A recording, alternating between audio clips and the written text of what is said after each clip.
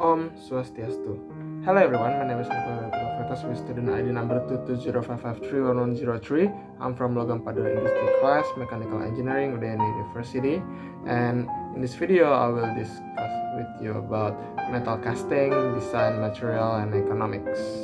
Okay, next. Okay, first is the introduction. So the metal casting is one of the oldest manufacturing process, but also one of the most complex. It involves multiple variables, the type of metal, mold material, casting method, and several process parameters. The quality of the final casting depends on the fluidity of molten metal, the gating system design, the cooling rate, and the control of the gas formation. Okay, next. Okay, next is design consideration. So the main goal of casting design is to produce a defect-free part with optimal material use. Sharp corner must be avoided because they cause stress concentration. Instead, smooth fillets should be used. Also, keeping the wall thickness uniform help prevent defects during the solidification as shown in figure 12.1. Okay, next. Okay, next is the hotspots and shrinkage. So during the cooling, region that solidify, slower form, or hotspots, leading to shrinkage, cavity, and porosity. This issue can be solved by using a smaller cores or adding metal chills to promote local cooling. As illustrated in the figure 12.2, maintaining uniform section thickness is essential for high quality casting. Okay, next. Okay, next is the table 12.1 is a normal shrinkage allowance for some metal case. So this is the table 12.1 from Kolpakjian 2010. So every metal shrink differently using solidification or cooling. In the table 12.1, list standard shrinkage allowance for various metal used in sand mold. So this value help designer adjust pattern dimension so that the final part meets the intended measurement after cooling. Okay, next. Okay, next is the general design rules. So several design principles ensure successful casting. Provide draft angles around 0.5 to 2 degrees externally and 1 to 4 degree internally for easy pattern removal. Use realistic dimensional tolerance to keep costs low, and consider the machining allowance for final finishing. Okay, next. Okay, next is the parting line and gating system. The parting line defines where two halves of the mold separate. It should be placed on flat areas or edges to minimize flash and mismatch.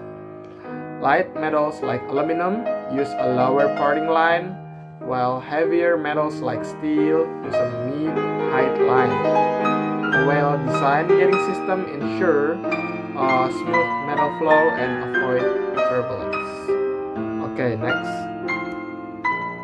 Okay, next is the good casting practice. So, high quality casting began with a good process of discipline. Molten metal must be clean and pouring must be continuous. Controlling cooling rate prevent residual stress and deformation. For critical components, stress relief heat treatment is often applied after casting. Okay, next. Okay, next is the expandable mold casting. So in this expandable mold process, like sand or investment casting, the mold is destroyed after each use. To achieve uniform solidification, risers are used to feed molten metal during cooling. According to Kolpakjian, there are 6 main riser design rules.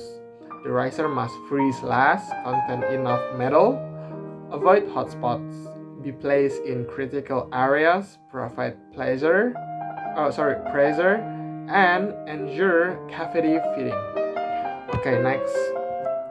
Okay, next is the permanent mold casting. So Permanent mold casting use durable metal methods for multiple cycles. A small draft angle 0.25 to 0.5 degree prevents sticking and galling.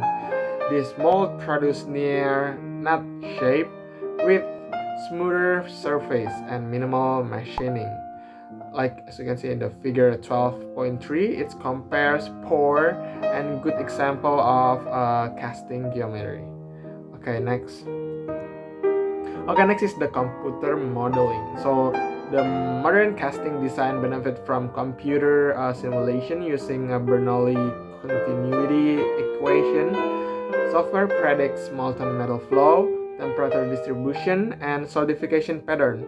So the tools like MagmaSoft, Procast, and AF Solid help identify mushy zone and potential defects before actual production. Next is the casting alloy. So casting alloy are chosen based on required mechanical properties and application. As seen in figure 12.4, cast alloy vary widely in tensile strength, hardness, and ductility. Selecting the right alloy ensure the part meets performance, cost, and manufacturability goals.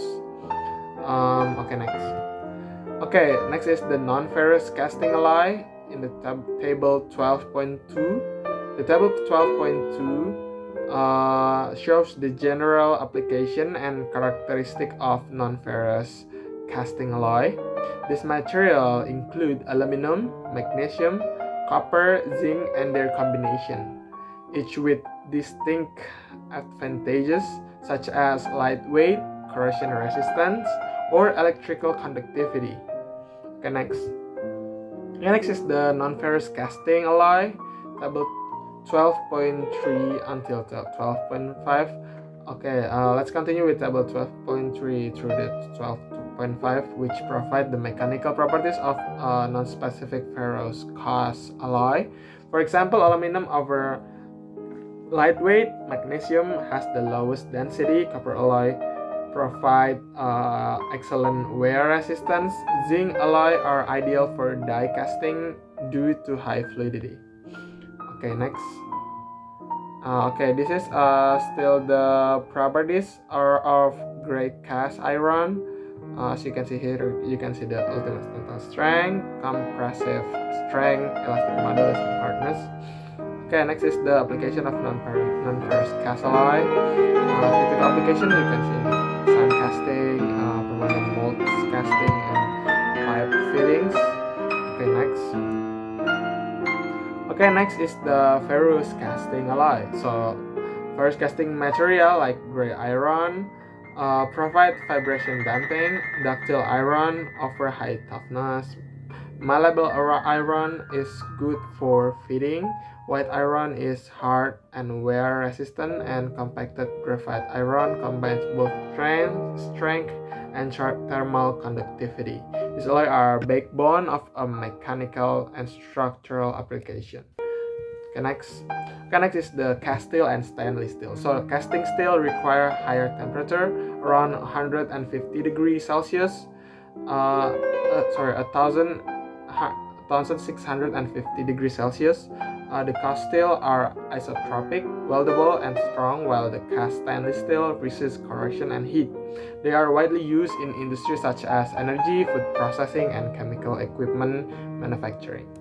Next is the economics of casting. So the casting economics depend on the several cost factors like raw material, mold preparation, tooling, labor, and as you can see, it's summarized in table 12.6. And sand casting has low startup costs, while die casting require high investment but offer lower unit cost for mass production. The key is balancing producing volume and precision requirement. Next is the design exercise. So here in the figure P12.31 illustrate how risers, cores, and shields are strategically placed to improve solidification in a wheel casting. Proper riser and chill placement minimize shrinkage and ensure the casting solidifies directionally from thin to thick section. Okay, next.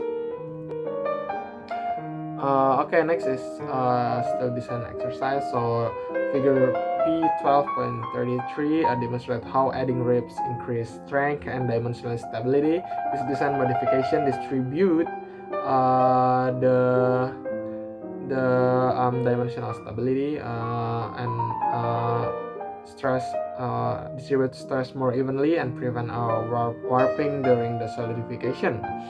And figure 12.34 is the left side shows incorrect core placement, while the right side shows the corrected version of proper core alignment. Ensure the dimensional accuracy and avoid distortion in hollow parts. Okay, next is the summary. So in summary, an effective casting design minimize defects and reduce cost of the design. So the proper alloy selection ensure mechanical reliability. Computer simulation help predict solidification behavior, while cost analysis determine which casting process is most suitable for each application. Okay, that concludes my presentation on the metal casting design and material and economics. Thank you very much for your attention. I hope this explanation provided clear understanding. Thank you. See you in the next video.